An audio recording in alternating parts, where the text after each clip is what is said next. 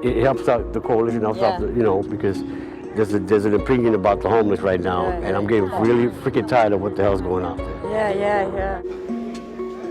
Most of the people that we deal with are what they call chronically homeless. They are people that have been homeless for a long period of time. And it's very difficult, once you've been homeless for a long period of time, to be able to get off the streets. We can see people who has very high education. Some of them are PhD. Some of them are CEO before.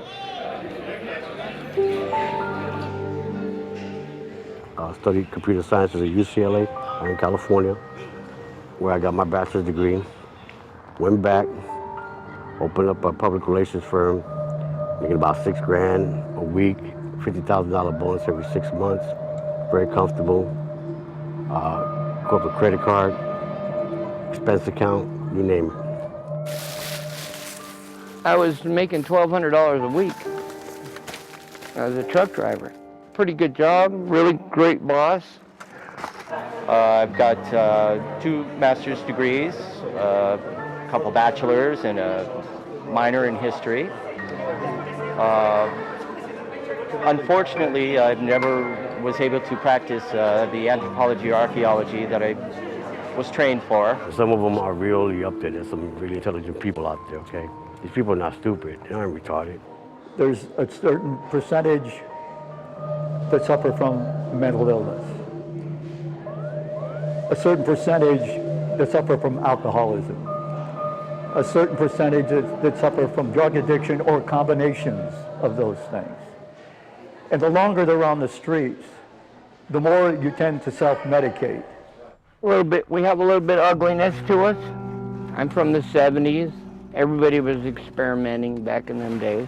I got in a situation where there's a lot of drugs involved. I was doing drugs and my father-in-law kicked us out. So that's why I became homeless. Started getting involved with the drugs and the alcohol. I ended up losing everything, getting arrested, going to jail and prison.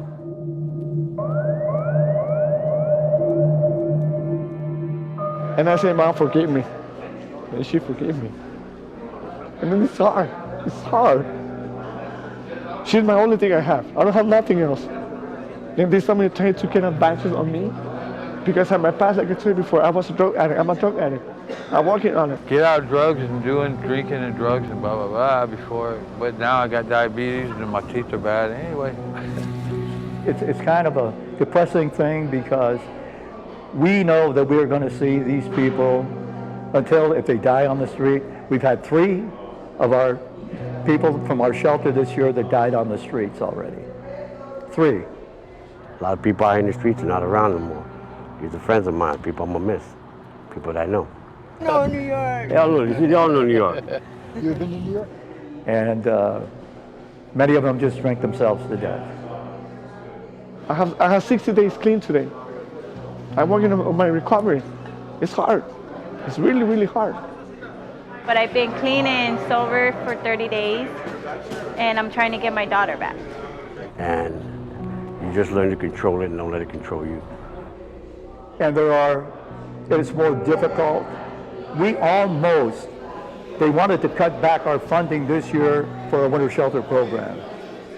The people who suffer, as soon as they start cutting, the government cuts back. The people that are going to be affected the most initially will be those on the low end of the economic scale.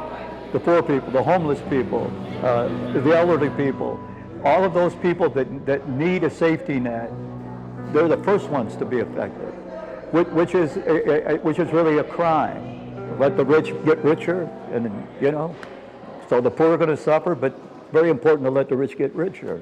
So many laws and stuff that are just contradicting each other, so You're never going to be able to, you know, go ahead without assistance. You can't ask people for money because it's illegal. I've gone to jail for it. Yeah, it's illegal to ask anybody for money. Like in the 20s when they had the original Depression, you could make a campfire and cook stuff. You can't in the city. You can't make a fire and you can't cook anything. You can't stay warm because it's in the city and it's against the law. So I'm here digging into the trash can so I can get a room. Us homeless people are harassed by the police just because we are homeless. They write you a ticket, they can arrest you, they can do anything they want. It gets frustrating. I mean, you wake up every day and you're back, I'm still here. It's not from lack of trying or determination or anything like that, because I'll put job applications in all the time. And whether it's because my teeth are messed up or how much worse can I get than to be sleeping behind a fucking garbage can where people take a dump, or to have a dirty blanket that keeps you warm at night because that's all you got. 1,000 years later, 20, 30 years later, you're still doing the same thing. I've been homeless over 10 years and I'm still here. There is no type of transitional housing for them. There's no opportunity for them to get into any kind of permanent housing. And aside from a homeless shelter, there is no other place to go.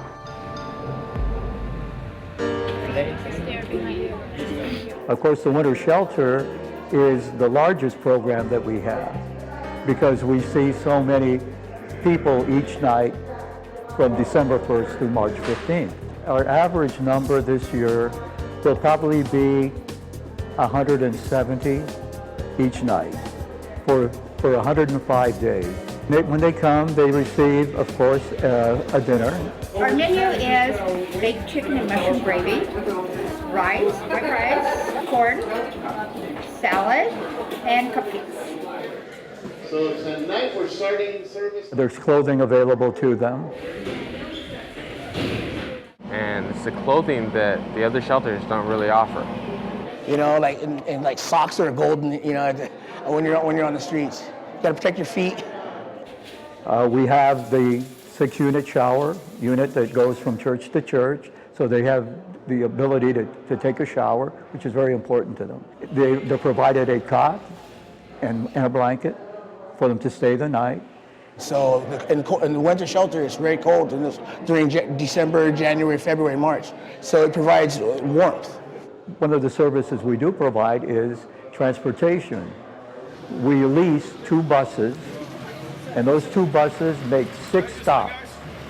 Then, of course, we have the Tushti Foundation that provides the dental vehicle every Thursday and Friday. They're here.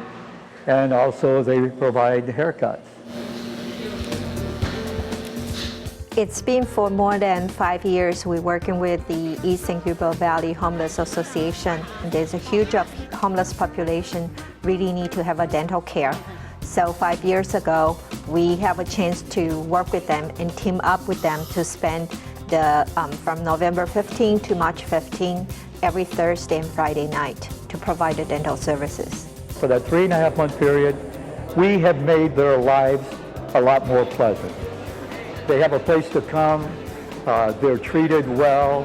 At least we have made their quality of life a lot better than it was.